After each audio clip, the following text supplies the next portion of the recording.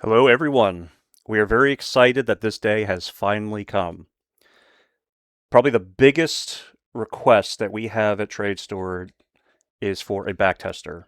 And for the past year, we've been working on just that. This video is to introduce to everybody Backtick. Backtick was developed to be the most accurate, fastest, and highest resolution options backtester available for retail traders. Other backtesters on the market are using 1-minute quote intervals. Backtick was developed to use 1-second tick resolution. You're not going to find anything available today that's going to be quicker or more accurate than Backtick. I'm going to do a brief overview of the product, and then we're going to dive into some more of the specific features of it.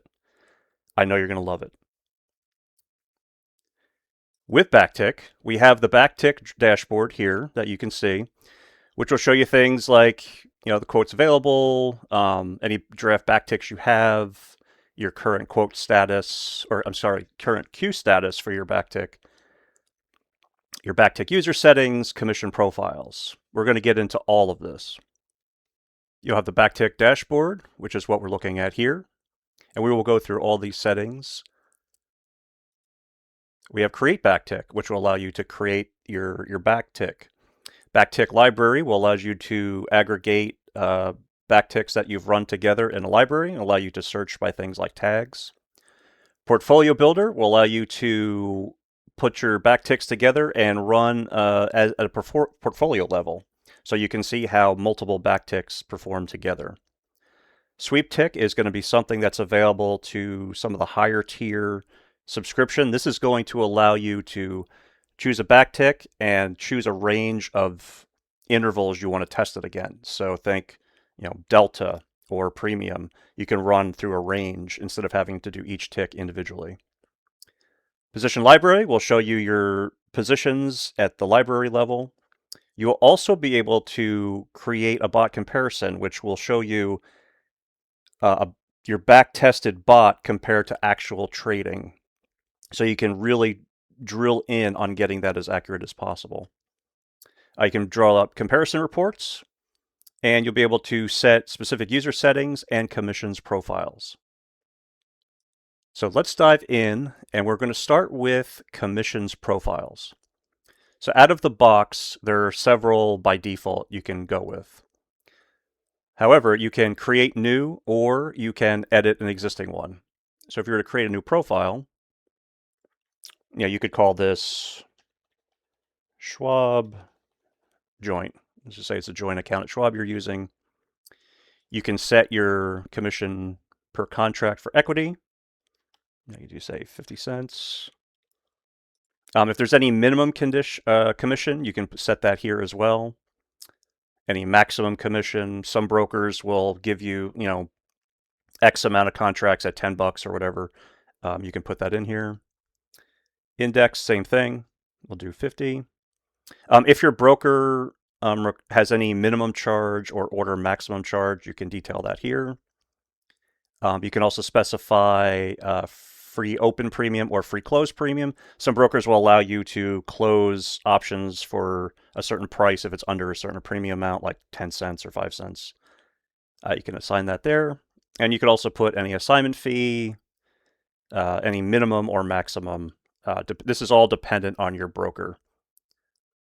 And if there's any specific underlines that have a specific fee attached to them, like index options or anything with CBOE fee or something like that, you can indicate that there as well. Hit create, and then we would have the commissions profile successfully created. All right, next we're going to go to Backtick user settings.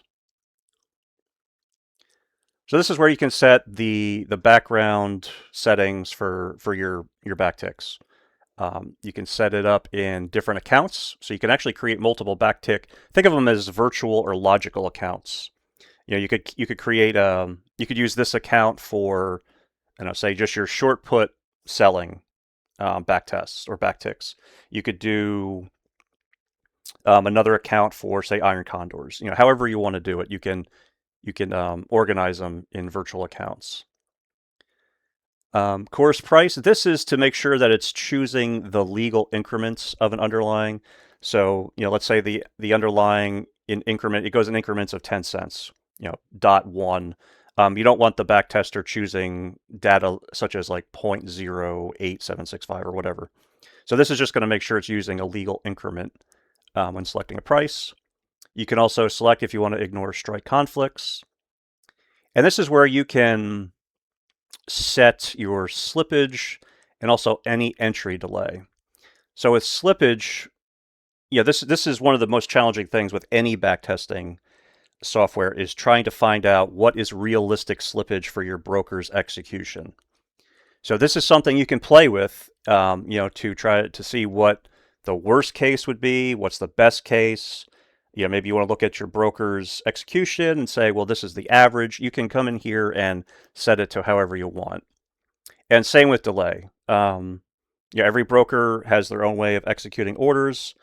TradeSteward is simply submitting that order for you. How long it takes for them to execute it can depend wildly on the market, as well as the broker you're using. So you can fine-tune your backtick settings to make sure you're getting a realistic backtick versus what your broker is actually executing. And here's where you can choose your commissions profile. So we just created Schwab joint, so we can select that there. And so we will have that matching up to what we get at our broker. And that's it. We can set our start date and end date ranges, what we want to use by default. And then we can filter out, we can hide any filter trades. And that's it. And we would hit update, and that is the Backtick user settings. So let's dive into creating our first backtick. So here we are. We're going to call this, let's call this short put, and we're going to call this, let's say 45 days expiration. Now, none of this is financial or trading advice. These are just for illustration purposes. We're going to use our default start date and end date that we have in our user settings. We're going to leave these all this default. We can override this if we want and change it, or we can just leave it as the default as we set up in our backtick user settings. And here, make sure our commission profile is selected. And now we have several options that we can do to create the backtick. We can create a brand new position. And this is going to take you to a very familiar screen if you're a tradeSteward customer. And it's basically creating, excuse me, a new bot like you would in tradeSteward. We can add a bot from an existing backtick. So if we've run a backtick previously, we can come in here and pick that backtick out. We can pick the bot out from a previous backtick. We can individually add bots. I've created a bot here previously, so we can select this and we'll add this. Or we can add bots from a strategy. If you have a strategy created in tradeSteward, you can just select individual bots from the strategy itself. Or you could select a specific date to add bots from that specific date that were opened on that date, I should clarify. So let's hit create and run, and we're off.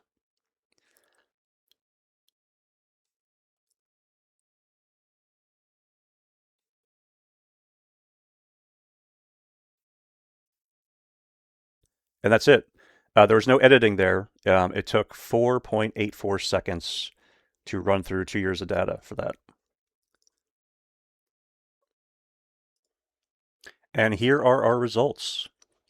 You're going to see the breakdown of total profit, total return, CAGR, max drawdown. You're going to see a graph here. It's going to break down some further metrics such as daily statistics, performance metrics.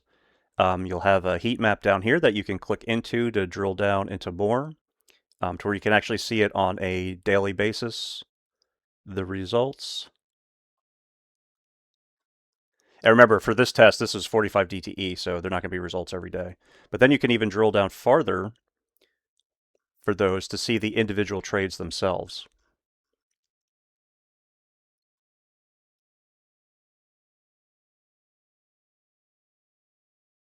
Yeah, you can come down here to see the actual individual trades that closed that day. You'll see the daily performance, and you can drill down into these as well by hovering over them. You also have the drawdown analysis graph here. Also take a look at volatility analysis, underlying change analysis, and this will break down the position itself to where you can, say, view position results. And let's take a look at the Backtick library. If you remember earlier, we created a 45 DTE tag, so let's go ahead and add it here. There, and we'll click Apply Tags. So now this backtick is assigned the 45 DTE tag. So we can go here and search by that, and we'll have that show up. So this is a good way to organize your library by using tags. So you can have, say a 45 DTE tag, an iron condor, 0 DTE tag, etc. It'll make it a lot easier to find or to group your backticks together. And from there, you have some familiar buttons here. I'll show you like view results, details. You can copy the backtick. You can rerun it from here. You can share the backtick as well as you can delete it. So hitting view results will take you right back here to the screen we were looking at earlier. And that is the introduction to Backtick. There'll be more videos to come that will go through the other options, but for now, this video should introduce you to Backtick and get you started on your very first Backtick.